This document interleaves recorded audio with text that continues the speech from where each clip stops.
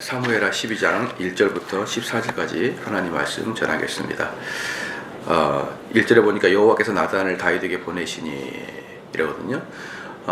항상 하나님께서는 어떤 성도들의 죄를 책망할 때는 사역자의 입에서 나오는 말부터 시작을 한다고 제가 말씀을 드렸습니다. 그래서 우리는 그 사역자들의 입을 통해서 우리들의 죄를 드러내실 때 그때 우리가 해야 될 일은 다윗처럼 회개를 하는 일인 것이죠. 하나님께서는 만약에 누군가의 죄를 졌다 그러면 갑자기 하늘에서 천둥 번개가 치고 뭐 역병을 내고 이런 식으로 곧바로 벌을 내리는 게 아니라 항상 주의 종들을 먼저 보냅니다. 먼저 보내서 우리에게 회개할 기회를 주시는 거죠. 그래서 그 말씀이 떨어질 때 회개하는 자와 회개하지 않는 자 둘 중에 이제 하나가 되겠지만 어쨌든 말씀을 전하는 자가 그 징벌을 받을 것보다는 먼저 와서 우리에게 이제 회개를 촉구하게 되는 것이죠. 그래서 이제 그 나단이 다윗에게 와서 회개를 촉구하는데 다윗이 잘 알아들을 수 있도록 예화를 이렇게 드는 것입니다. 그래서 이제 설교에도 보면은요. 명령법이 있고 직설법이 있어요. 설교에는 명령법과 직설법이 있는데 이 직설법은 뭐냐 그러면 쭉 하나님에 대해서 설명하는 게 직설법이에요. 하나님은 어떤 분이시고 쭉 평서문으로 쭉 설명하는 거거든요. 그 다음에 이제 하나님이 이런 분이시기 때문에 너희를 이렇게 하라 이제 명령법으로 바뀌겠지 나중에. 이 두 개가 설교에는 아주 중요하게 들어가야 됩니다. 예컨대 이제 교수님들은 주로 이제 문제를 이렇게 하나님에 대해서 쭉 설명하는 직설법이 잘할 것이고 또 이제 목회하시는 분들은 명령법을 잘할 것인데 이 둘 중에 밸런스를 맞추지 않으면요 사실은 그 설교가 별로 좋은 게 아니에요. 그래서 교수 출신들 중에 목회하는 분들 중에 그렇게 목회를 잘하는 분이 많지는 않고 또 목회만 하던 명령법에 익숙하신 분들은 또 하나님과 예수 그리스도와 인간이 어떤 존재인가에 대해서 쭉 설명해내는 것이 쉽지가 않아요. 두 개를 갖추는 거예요. 저는 이게 두 개를 갖추려고 부더니도 예를 쓰거든요.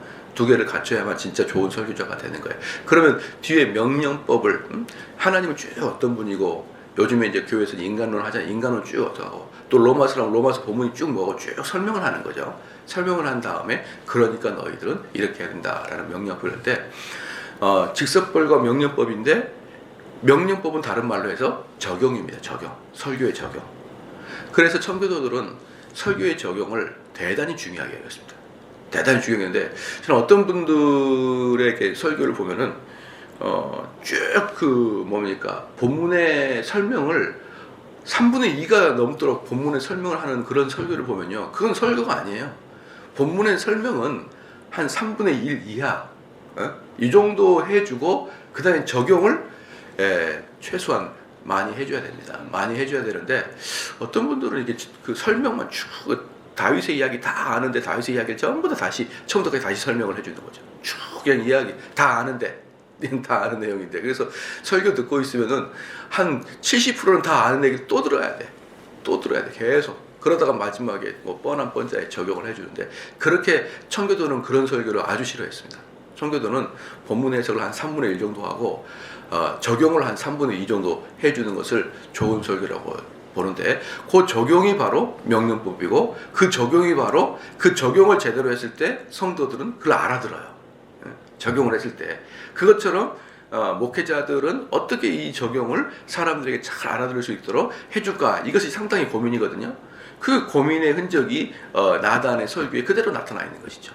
그렇잖아요. 그러니까 나단이 다윗을 만나기 전에 내가 다윗에게 어떻게 효과적으로 다윗의 죄를 지적할까 계속 생각하지 않았겠어요? 갑자기 오다가 이런 예화가 생각나는 게 아닐 거잖아요.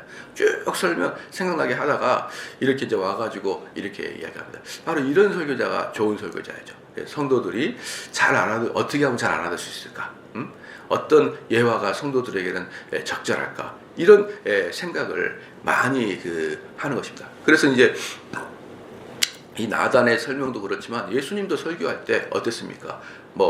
밭의 비유를 한다든지 다 알아들을 수 있도록 딱 보면은 금방 이렇게 깨달을 수 있도록 또는 공중 나는 새를 보라 이렇게 뭐 길쌈도 아니하고 이렇게 다 아는 내용들, 이런 내용들을 하고, 그 다음에 형제지간의 그 유산 상속받은 문제로 다 이야기를 하고, 그냥 이런 식으로 사람들이 금세 그 자기의 삶에 이해할 수 있을 정도로 예화를 잘 들어줘요. 이런 부분들이 바로 말씀을 전하는 자들에 대해서 저는 의무라고 생각합니다. 의무.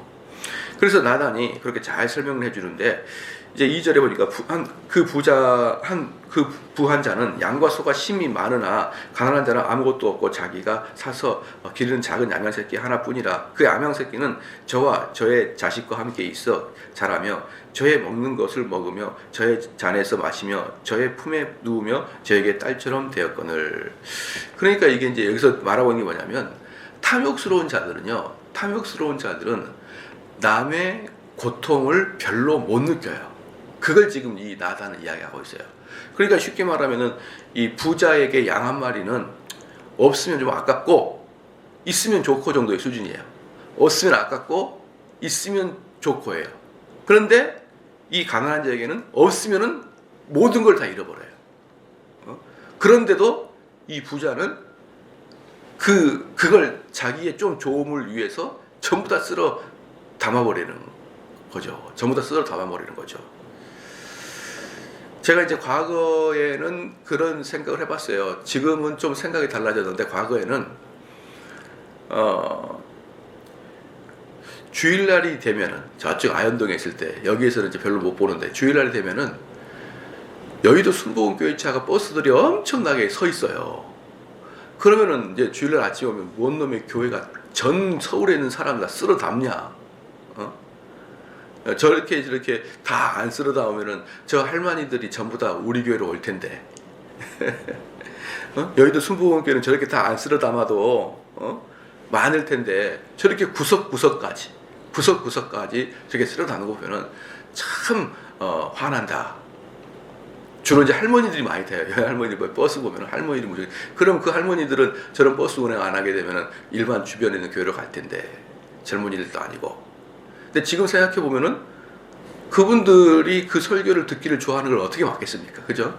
그리고 교회에다가 내가 좀 설교를 듣기 위해서 버스를 운영해 주십시오. 그 교회에서 쉽게 거절하기 어려워요. 왜냐 그러면은 그때만 해도 조영기 목사의 설교가 다른 목사들의 설교랑 비교가 많이 됐거든요. 조영기 목사의 설교가 비교가 많이 되기 때문에 그걸 듣고자 하는 것을 어떻게 막겠느냐, 또 그 듣고자 하는 사람을 교회에서 어떻게 방치하겠느냐, 그런 생각이 들지만, 그때는 어땠냐 그러면 온 서울 통틀 틀어가지고 순복음교회 싹 다 데리고 가게 되면은 주변에 있는 교회들은 어떻게 먹고 살라 그러냐, 이런 생각이 많이 들었어요. 그러니까 그 여의도 순복음교회가 이 다윗의 마음처럼 탐욕을 하고 있다는 느낌이 많이 들었고, 실질적으로 전 서울을 자기의 교구화로 만든 1호가 여의도 순복음교회였어요. 사실은 전 서울이 다 자기 교구야. 웨슬리의 교구가 뭡니까? 전 세계라고 그러잖아. 웨슬리는 전 세계가 나의 교구입니다. 그런데 서울특별시 전체가 여의도 순복음교회 교구였습니다. 저는 한 번은 그 순복음교회에서 금요철야예배를 타고 나오는데 버스가 수백 대가 서 있는데, 막 보니까 은평지구, 뭐 서대문지구 다 수백 대가 서 있었어요. 수백 대가. 야, 깜짝 놀랐습니다. 어떻게 교회가 이럴 수 있느냐. 그리고 제가 가서 들어봤던 설교의 내용, 그때도 청년 때였지만 별것도 아니었었는데, 그렇게 뭐 뛰어난 것도 아니었었는데 어떻게 이렇게 사람이 많은가 싶었었는데요. 그러니까 그때 느낌이 어떻습니까? 그런 교회, 큰 교회 하나가 돌아다니니까 주변에 있는 작은 교회들이 전부 다 고사 상태에 빠지고, 겨우 이제 그렇게 연명하고 있는 내용들을 보니까 참 탐욕스럽다 생각이 들었는데, 모르겠습니다. 그때 그분들은 어떤 생각할지 모르겠지만, 우리들이 느끼기에는 동네 작은 교회가 굶어 죽어도 저 큰 교회는 상관도 안 하겠구나, 이런 생각을 상당히 많이 가졌고, 그리고 이제 시골에서 올라오신 분들이 이제 저를 알거나 또는 아버님을 알거나 누구를 알아 시골에서 올라오잖아요. 올라오면은 예의상 처음에 한두 분 와요. 신학기가 시작되면은 3월달 되면은 뭐 누구 어떤 조카가 온다, 누구 뭐 권사님 아들이 옵니다. 그 오면은 아현제일교회에서 신앙생활 하길 바랍니다. 와, 그러면 한 달이나 다니다가 삼일교회나 사랑교회나 온누리교회 딱 삼위일체 교회를 다녀요. 이 삼위일체 교회. 이 삼위일체 교회를 다시 가. 다.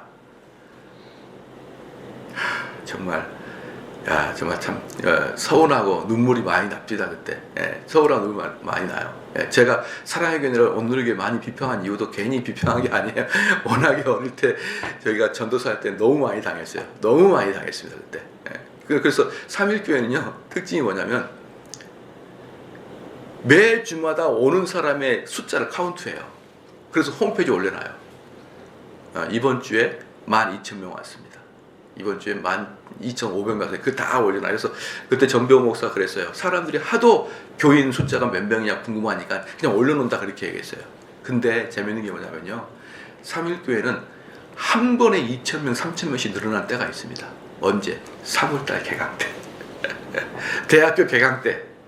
그게 무슨 말이냐면 시골에서 오는 애들이 거의 다 삼일교회로 간다는 거예요. 대학생들이. 그러니까 우리 교회도 시골에서 와가지고 신입생 때 와가지고 한 두어 달, 한 달 다니다가 전부 다 삼일교회를 제일 많이 갔어요. 그래서 저는 삼일교회를 그렇게 많이 욕하진 않았죠. 왜냐? 우리 아내가 삼일교회 출신이니까.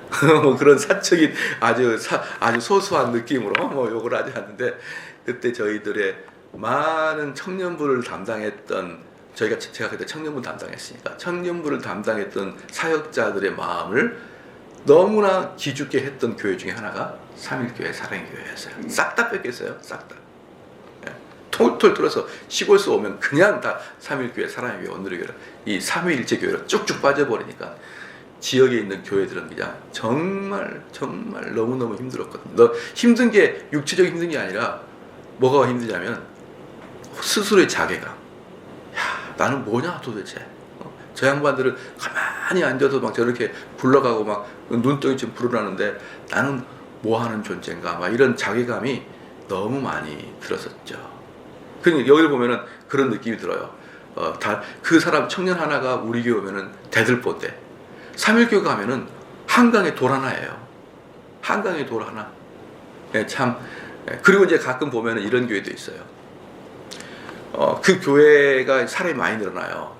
요즘에 그런 교회거든요. 그러면 다른 교회에서 오고 이러니까 한 달에 한 번씩은 너희 교회 가. 또는 한 달에 한 번씩은 너가 주변에 속해 있는 그 교회로 가서 예배를 드려. 그래가지고 막 교회가 몰려오니까 막 그리 갑니다. 여러분, 더 비참해. 그렇게 오지 말아요. 더 비참하니까. 꼭 구걸하는 것 같으니까. 무슨 이래저래 마음이 꼬여있다 이 말이에요. 일반 그 동네 사역자들은. 그렇게 오면 더 비참하죠. 하나의 적선해 주는 것 같고. 우리는 교회가 크니까 너희들한테 한 번씩 이렇게 그래도 성도 한 번씩 좀 더 많이 부흥시켜봐라. 이런 느낌. 정말 비참합니다. 정말 비참해요. 또 비참한 게 뭔지 아십니까? 그것도 안 하지만 또 비참한 게 뭐냐면은 그 교회에서 이제는 우리 오지 말고 그 지역교회를 가버려. 이렇게 해서 오는 사람도 비참해요. 결국 그는 누구의 명령을 받고 왔으니까? 그 목사의 명령을 받고 왔으니까. 여러분, 목회자들은 그런 게 정말 힘듭니다. 힘들어요. 정말 목회자의 말씀을 듣고 목회자가 말하는 것에 대해서 감동해서 그 말씀을 들려고 오면은 너무나 좋죠. 근데 지역교회를 부흥시키기 위해서 자기가 있던 아주 훌륭한 목사님을 포기하고 그 목사님의 명령을 받들어 이 교회에 와서 섬겨주겠습니다. 그리고 오기 때문에 여러분, 기승전결 다 비참합니다. 사실 비참해요. 저는 그런 세월을 오랫동안 아연절교 내내 그런 비참함을 쭉 당해오다가 그래서 작은 교회 목사들의 마음이 얼마나 마음이 안 좋은지 많이 저는 잘 알죠.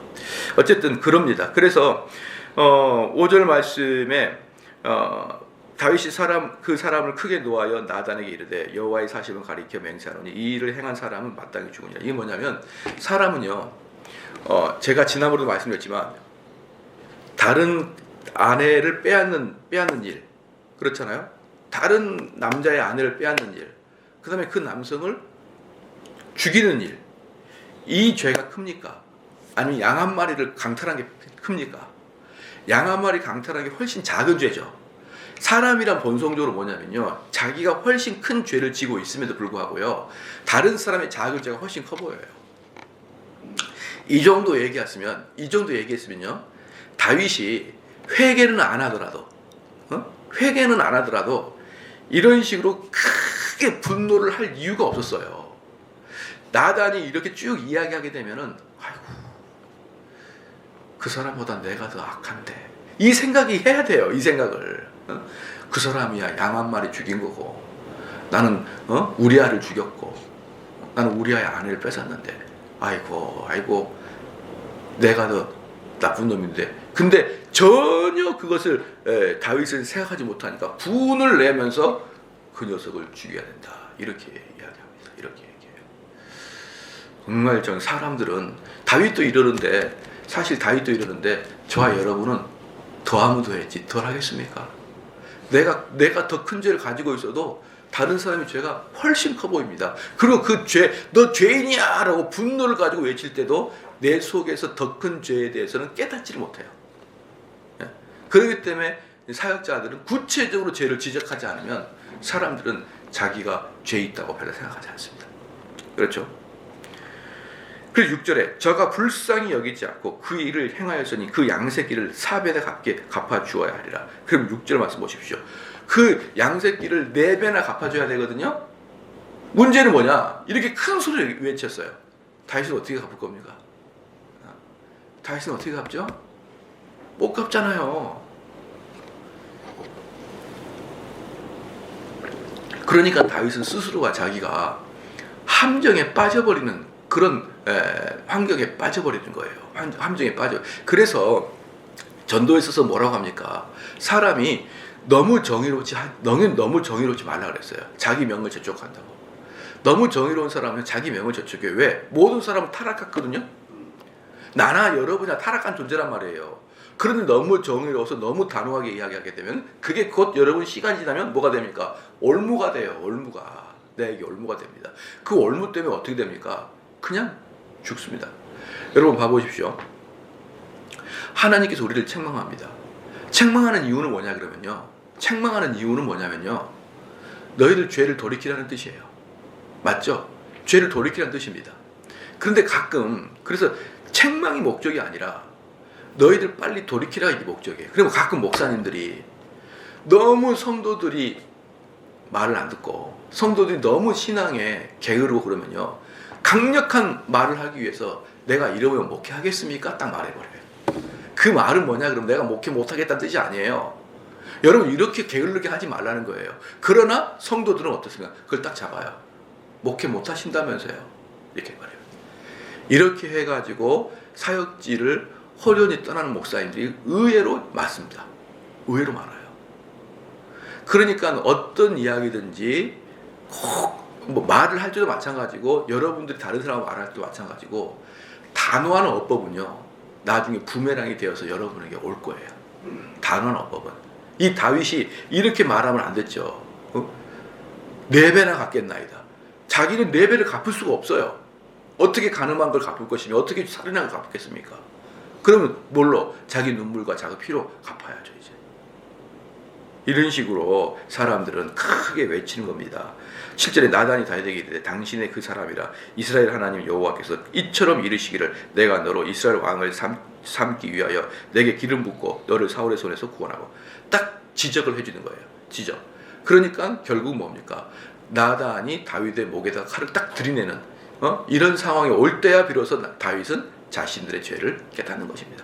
내가 잘못했구나. 8절 내 주인이 집을 내게 주고 내 주인의 처들을 내 품에 두고 이스라엘과 유다 족속을 내게 맡겼느니라. 만일 그것이 부족하였을 것이 같으면 내가 내게 이것저것을 더하여 주리라. 이거 제가 설명했는데요, 수요일날. 다윗은 이미 많아요. 그리고 다윗은 권세자가 있기 때문에 무엇이든 취할 수 있습니다. 그러면 여러분, 내가 밧세바가 얼마나 예쁜지는 모르겠어요. 밧세바가 얼마나 예쁜지는 모르겠지만 다윗의 입장에서는 굳이 밧세바를 데리고 오지 않아도 그에 못지않은 미모들이 쫙 와요. 예를 들어서 보면 아주 간단하죠. 내가 만약에 김태희가 너무 좋아, 예뻐요. 김태희가 내가 왕인데 김태희를 취할 수 있습니다. 근데 여러분, 김태희는 시집 갔잖아요, 그죠? 그럼 김태희 말고 그만큼 수준 높은 연예인들 많잖아요, 처녀들. 김태희 못지않는. 그러면은 김태희 말고 다른 시집 안 간 연예인들을 내 처로 들을 수 있잖아요. 왕이니까. 그 정도면. 그러니까 그 얘기를 하는 거예요. 너는 얼마든지 예쁘고 얼마든지 아름다운 처녀들을 네 신부감으로 부를 수 있는 위치에 있는데 굳이 너의 아내까지 뭐 너가 만약에 정말 장가도 못 가고 능력이 없어가지고 그 여인이 아니면 안 된다고 그러면 또 이해를 하겠다마는 너는 어디서나 이스라엘에서 최고의 미인을 너 신부감으로 구할 수 있는 그 와중에 굳이 이렇게 한 여자를 네가 그 남의 여자를 뺏어왔느냐 이 뜻이에요. 그래서 여러분요, 탐욕이라는 것은 뭐냐면요, 탐욕은 리미트가 없습니다. 끝이 없어요. 탐욕은 모든 것을 불사를 때 탐욕이 없어지는 거예요. 그러니까 이 다윗의 마음은 지금 탐욕이에요. 탐욕은 끝이 없어요. 그래서 굳이 거기까지 불이 안 번져도 되는데 거기까지 불이 번져서 나중에 나뭇가지가 없어서 탈 게 없을 때까지 불 붙는 게 탐욕입니다. 이게 바로 탐욕이 가장 무서운 거예요. 짐승들은 어떻습니까? 배부르면 안 먹잖아요. 배부르면 자요. 근데 사람 탐욕은 배부른 게 없어요. 끝까지 개걸스럽게 먹어치워서 없어져 버려야 더 이상 탐욕이 나지 않는 것입니다. 않는 것이에요. 9절에 그러한데 어찌하여 내가 여호와의 말씀을 없인 여기고. 보십시오. 그렇게 죄를 짓는 게 뭡니까? 여호와를 없인 여기에요. 우리가 죄를 짓는 것은 여호와를 향해서 대항하는 것이고 여호와를 없인 여기는 것이기 때문에 여호와는 그것 때문에 아주 기분 나빠하는 것이죠.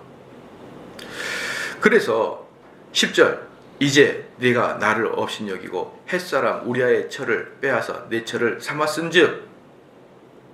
두 번이나 없인 여겼다고 말하잖아요. 두 번이나. 9절도 없인 여기고 10절도 없인 여기고. 내 처를 삼았은즉 칼이 내 집에 영영이 떠나지 아니하리라 하셨고 여호와께서 또 이처럼 이르시기를 내가 네 집에 재화를 일으키고 내가 네 처들을 가져 내 눈앞에서 다른 사람에게 주리니 그 사람이 내 처들로 더불어 백주에 동침하리라. 여러분, 기독교에서는요, 모든 병마, 모든 재난, 모든 어려운 일은 우연히 온다고 보지 않습니다. 기독교는.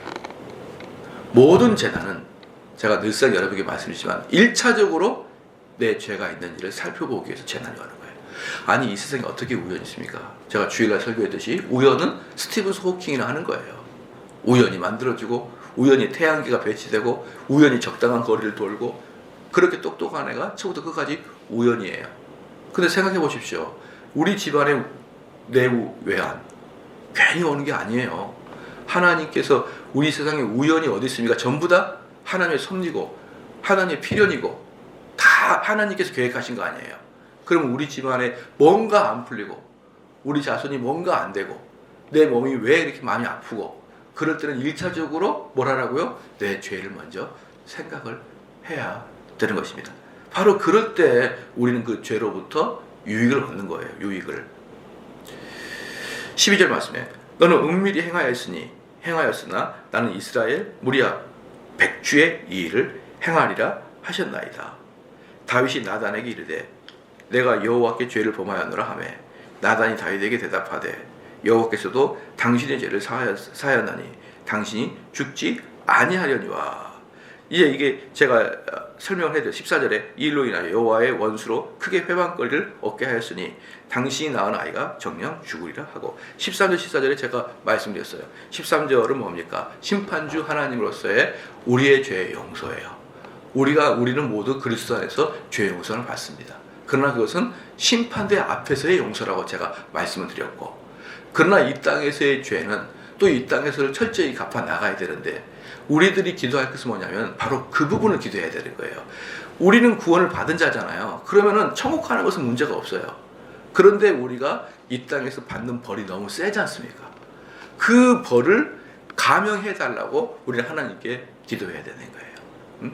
내 죄 때문에 우리 집안이 어려워졌고, 내 죄 때문에 우리 부부의 관계가 어려워졌고, 내 죄 때문에 내 몸에 병이 생겼고, 요 문제에 대해서 하나님께 용서해달라, 회복해달라 기도하는 것은 우리 성도의 마땅한 기도입니다. 마땅한 기도예요. 제가 늘상 말하지만 아이들한테 혼내는 이유는 혼나서 아파봐라가 목적이 아니잖아요. 그 아이가 돌아와야 되는데 어떨 때 부모가 제일 깝깝합니까? 그 자녀가 때리는데 회개하지 않고 계속 때려요. 계속 때리세요, 어머니. 계속 때리세요. 내가 끝까지 맞죠.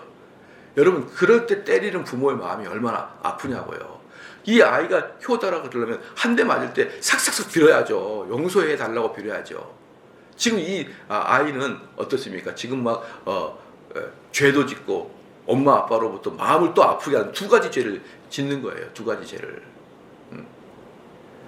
어릴 때 어떤 애들 보면요, 아주 나쁜 놈들이 있어요. 어머니가 혼내면 어머니 앞에서 막 벽에다 머리를 박아요. 어머니 앞에서 벽에다 머리를 박아. 어머니 마음을 두 번 골탕 먹이려고. 정말 나쁘죠. 그런 이 아주 질 나쁜 애들이 있어요. 그런데 그렇게 하면은 부모 마음을 두 번 죽이는 거잖아요. 회초리를 들면은 들자마자 빌어버리는, 그게 제일 좋아요. 들자마자 빌어요. 왜? 부모는 때리는 게 목적이 아니라 다시는 그 일을 하지 마라가 목적이니까. 그럼 하나님이 여러분에게 벌을 내려요. 그럼 어떻게 합니까? 살려달라고 빌어야죠, 하나님께. 내 몸이 아파요. 내 가정이 어려워졌어요. 내 사업이 어려워졌어요. 그러면 빌어야죠, 하나님께. 용서해달라고. 잘되게 해달라고. 그런데 집안이 어려워도 기도 안 해. 몸이 아파도 기도 안 해. 아무것도 안 해요. 하나님 어떻게 하라고 그럼? 하나님 어떻게 할까요? 그러니까 이런 것들을 보면 우리 사람들이 하나님을 얼마나 아프게 하는지, 그죠? 죄를 짓고도 하나님을 업신여기면서 아프게 하고, 벌을 받아도 끝까지 견디면서 하나님 마음을 아프게 하고, 이게 하나님을 두 번이나 화나게 하는 것이니까 항상 누군가에게 지적을 받고 내 속에 죄가 떠오르고 내 삶에 죄가 평만하게 있다 그러면 하나님 앞에 무릎 꿇는 자가 되시기를 주의 이름으로 축원합니다. 기도하시겠습니다.